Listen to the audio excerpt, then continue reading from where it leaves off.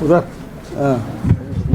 आज भेंट मुलाकात कार्यक्रम में दुर्ग विधानसभा जा रहा हूं और मेरे साथ मोहम्मद अकबर जी हैं और क्षेत्रीय विधायक अरुण वोरा रहेंगे ही। और अब लगातार अब जो भेंट मुलाकात का जो दायरा था पूरे प्रदेश भर अब सिमटते जा रहा है। रायपुर शहर, बिलासपुर, मुंगेली और कुछ धमतरी के इस प्रकार से बचे हैं। आप कर्नाटका में जा रहे हैं, वहाँ भी प्रचार करेंगे? 10 तारीख को राहुल जी जा रहे हैं तो उसमें मैं भी शामिल होऊंगा। राहुल जी ने उस दिन सूरत से दिल्ली आ रहे थे, तब उन्होंने कहा कि 10 तारीख को जा रहा हूँ, सब साथ में रहना है। प्रियंका गांधी जा रही थी, तैयारी जोर शोर से की जा रही है। हाँ, अभी 13 तारीख को उन्होंने समय दिया है, 13 अप्रैल को। और भरोसा सम्मेलन जैसे सरगांव में किए थे वैसे ही अब जगदलपुर में होगा। विश्व स्वास्थ्य दिवस है आज, विश्व स्वास्थ्य दिवस है आज। अगर छत्तीसगढ़ की बात की जाए तो जो पहले 18 के पहले जो स्वास्थ्य विभाग की हालत थी और आज की क्या अंतर आया स्वास्थ्य विभाग में? बड़ा अंतर आया है। आज देखो, छोटी सी बात है, एक ही बात से मैं अपनी बात समाप्त कर दूंगा। पहले बस्तर में नक्सलियों के गोली से हमारे जवान जितने शहीद होते थे, उससे ज़्यादा मच्छर काटने से, मलेरिया से जवानों की मृत्यु हो जाती थी।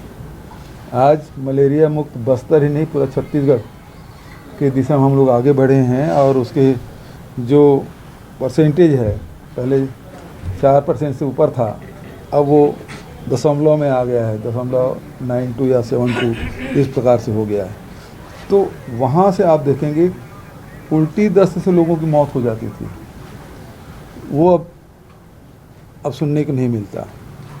स्वास्थ्य सेवाएं प्रदेश से और ज़िला और ब्लॉक के PSC CSC से, वेलनेस सेंटर से लेके हाट बाज़ार क्लिनिक योजना जो हम लोगों ने संचालित किया है, सभी बस्तर में ये होता था। पहले डॉक्टर की मांग करते थे, आज सारे पद भरे हुए हैं। साथ ही अनेक प्रकार के जो जांच है, जिसमें हज़ारों रुपये लग जाता था एक जांच में, अब जिला अस्पतालों में जैसे में 90, 110 जाँचें मुफ्त हो रही है। हमारे मेडिकल मोबाइल यूनिट है, उसमें भी जांच मुफ्त हो रही है। और उसके साथ साथ जो जेनरिक मेडिसिन है, श्री धन्वंतरी योजना के तहत उसमें लोग लाभ ले रहे हैं। करीब 100 करोड़ रुपया का लोगों को बचत हुआ इससे। दवाइयाँ भी महंगी है। और मुख्यमंत्री विशेष स्वास्थ्य सहायता योजना, डॉक्टर खूबचंद बघेल स्वास्थ्य सहायता योजना से लाखों लोग इसका लाभ उठा चुके हैं। हाट बाज़ार क्लिनिक योजना अकेले में 92 लाख लोग इसका लाभ उठा चुके हैं। तो इस प्रकार से स्वास्थ्य क्षेत्र में हमने बड़ा काम किया है। कोरोना जैसे महामारी में भी बड़ी सफलता छत्तीसगढ़ को मिली है। जो दूसरे प्रदेशों में हालात थे, वो उस प्रकार की परिस्थितियाँ छत्तीसगढ़ में नहीं रही, बल्कि ऑक्सीजन हम दूसरे प्रदेशों को भी सप्लाई किए। सर, चुनावी साल है छत्तीसगढ़ में और प्रधानमंत्री का फोकस जो है छत्तीसगढ़ में नजर आ रहा है। पिछले 2 हफ्ते में देखें तो 2 ट्वीट, एक पहला उन्होंने PMGSY को लेकर किया था, जिसमें आपकी तारीफ हुई थी, अर्थात सरकार की। दूसरा, मिलेट्स मिशन रायगढ़ की तारीफ हुई है मन की बात में। तो सर, अब इस तारीफ को भाजपा के नेता असहज महसूस कर रहे हैं, आप कैसे महसूस कर रहे हैं? देखिए, जो सही काम है उसकी तारीफ प्रधानमंत्री कर रहे हैं, नीति आयोग कर रहे हैं। और अनेक जो उपलब्धियां हैं, जो हमारे जो 10 चिन्हित ज़िले थे जिसे सबसे पिछड़ा माना जाता था, उन ज़िलों में भी बहुत सारी उपलब्धियां हुई हैं। उसका भी ट्वीट नीति आयोग ने उसका समर्थन किया है, स्वागत किया है।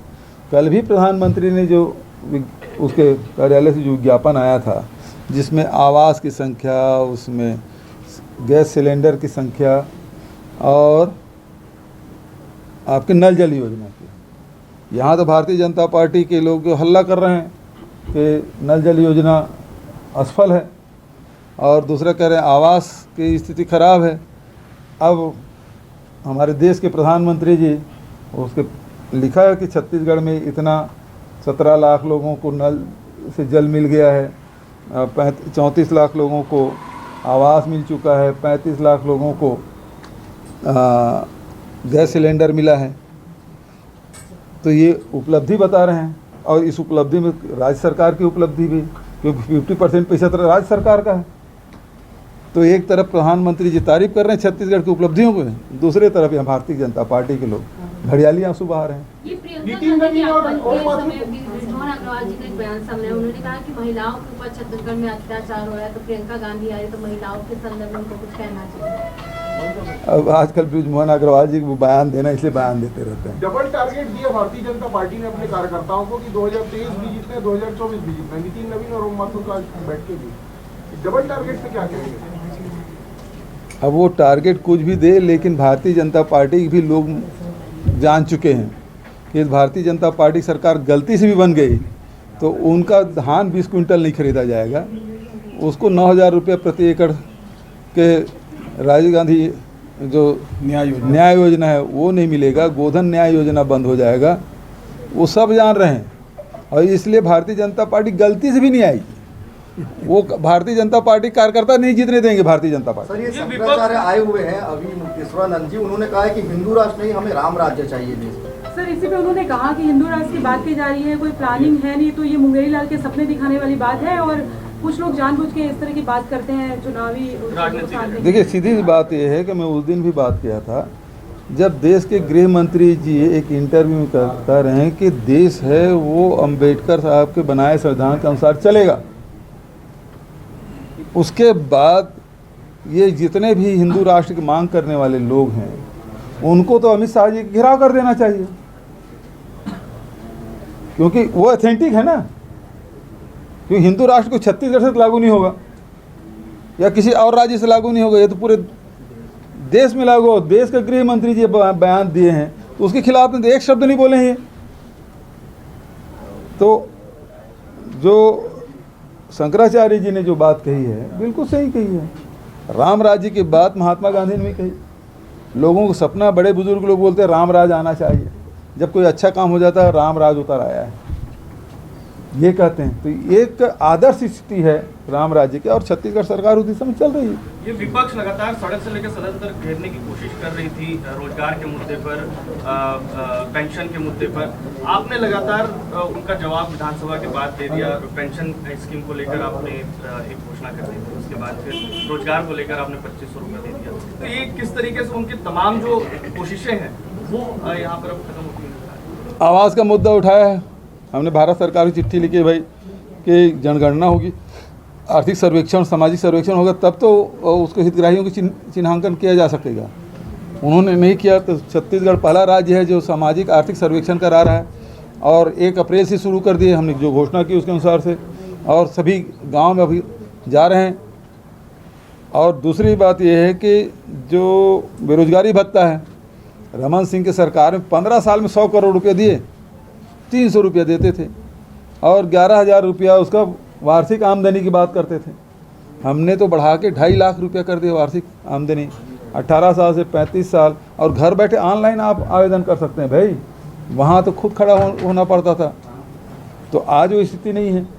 कल मैं जसपुर और अंबिकापुर गया था, दर्जनों नौजवान लड़के लड़कियाँ मुझे धन्यवाद दिए कि हमको अब 2,500 रुपया मिलने लगा है। तो कुछ लोगों ने कहा हमारा रजिस्ट्रेशन हो गया, कुछ लोगों ने कहा पैसा आया। तो इस प्रकार से बातें आ रही है। तो जो 30 अप्रैल तक की जो रजिस्ट्रेशन कराएंगे, जो आवेदन होगा, जिसका 2 साल पहले से आवेदन है और वो पात्र पाए जाते हैं, तो 1 अप्रैल से ही उसको दिया जाएगा। ये बस्तर में रबर की खेती उन्होंने शुरुआत करने जा रही है, लेकिन कृषि के क्षेत्र में एक नई शुरुआत है, कुछ ही जगहों में बहुत सारे नवाचार हम लोगों ने किया। बस्तर में से काफ़ी बात है, अभी वहाँ के स्व सहायता समूह महिलाओं ने पपीता वगैरह खेती की थी, मिर्ची की खेती हो रही है। अब रबर की भी, क्योंकि एटमॉस्फेयर उस प्रकार से है तो वहाँ उस प्रकार से रबर की भी खेती की जाएगी। बहुत बहुत धन्यवाद।